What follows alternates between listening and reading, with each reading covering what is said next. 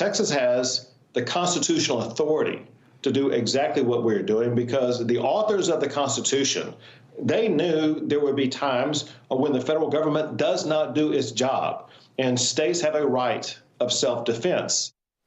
It is a constitutional crisis that is pitting states against the federal government unlike anything in recent memory. Governor Abbott accusing the federal government of breaching the compact between the United States and each respective state as they are trying to protect their local residents from millions of illegals who are turning every state into a border state. 25 governors have now thrown their full support behind Abbott's actions at the border, and one congressman is introducing legislation to defuse the crisis by supporting states' rights. Joining me now, Georgia Congressman and member of the House Transportation and Infrastructure Committee, Mike Collins. Congressman, thank you for being with me. I appreciate it, and we're going to get to your piece of legislation in just a moment. But first, you just heard Governor Abbott's comments from earlier this week. He says Texas has the constitutional authority to protect Texans. The Supreme Court at the moment is ruling that the federal government can't be prevented from exercising its control of the border. But as Abbott tweeted out this photo, Texas is standing pat, digging in their heels, and they are adding more razor wire fences to deter illegal immigrants. Your response to the court's ruling and the legal battle ahead? Well, I appreciate you having me on, Tom. First of all, that court ruling just is more evidence. They got it wrong, unfortunately, but it's an administration that is bent on America's last agenda. As a matter of fact, pushing this country more and more towards socialism to the point where they need to bring in as many people as they can. You think about it, 8 million people have poured across that border since the Biden administration came into effect. That is more than in the state of Georgia, population-wise. Texas had every right to do that. As a matter of fact, Congress has every right, because we have power of the purse, to defund any effort that the federal government takes up to try to remove that razor wire, and that's exactly what the Razor Act does. Congressman, it has been suggested by one of your colleagues, Texas Congressman Joaquin Castro, that President Biden should take control of the Texas National Guard to prevent Governor Abbott from using them to help control the border. If he does that, how much worse does this constitutional crisis get?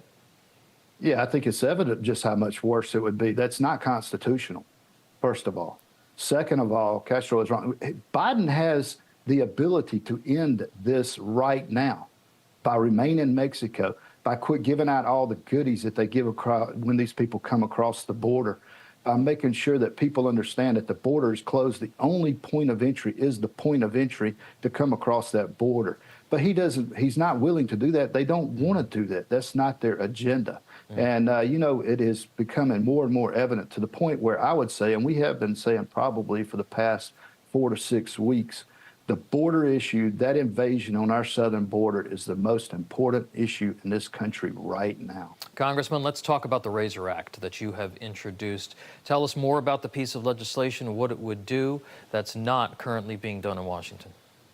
Well, it's a simple act. In Congress, we have a very short job description. Take care of your constituency and have appropriations over all of the federal government, oversight.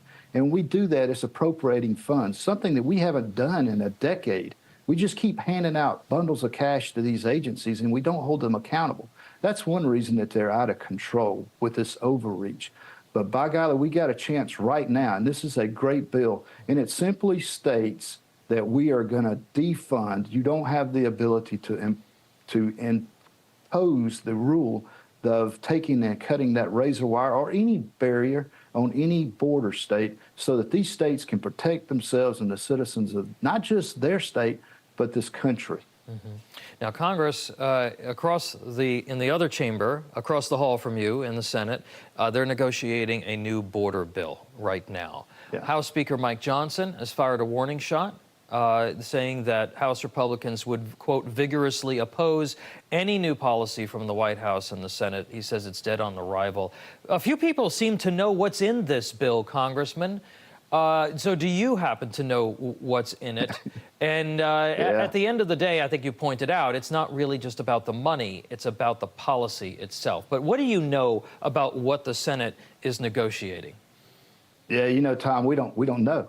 no one has any idea. We did get some information from our speaker, and he said that he was adamantly opposed to it, which I am glad that he is stepping up and saying that it will be dead on arrival. I tell you what, we passed out of the House H.R. 2, great piece of legislation. It has been sitting over there getting covered with dust. I would suggest that they brush it off, clean it off, take a hard look at it, send it back to us, pass it over there, and let's get that onto the president's desk and make sure that we get our border secured down there. Congressman, before we go, breaking news on Friday, Georgia State Representative Charlize Byrd has introduced articles of impeachment against Fulton County District Attorney Fani Willis, claiming she used her office not to pursue justice, but for political and personal gain. Your reaction, Congressman? Well, it's in due process. It's time. You know, it's obvious that Fani Willis has had been paying more attention to her special prosecutor, who had no, he never has prosecuted anything on this level, and it was all just so that they could, I guess, go out on dates, for lack of better words. But it's all been exposed. All of these cases are bogus. But the wheels are especially coming off the bus down here in Georgia. This thing should get kicked out. As a matter of fact, she should be indicted, and he should be too. So let them go on the criminal record, and let's see how they stand in the criminal process. The wheels are coming off the bus down there in Georgia. Georgia Congressman Mike Collins, thank you so much for being with me today. Appreciate your time, Tom.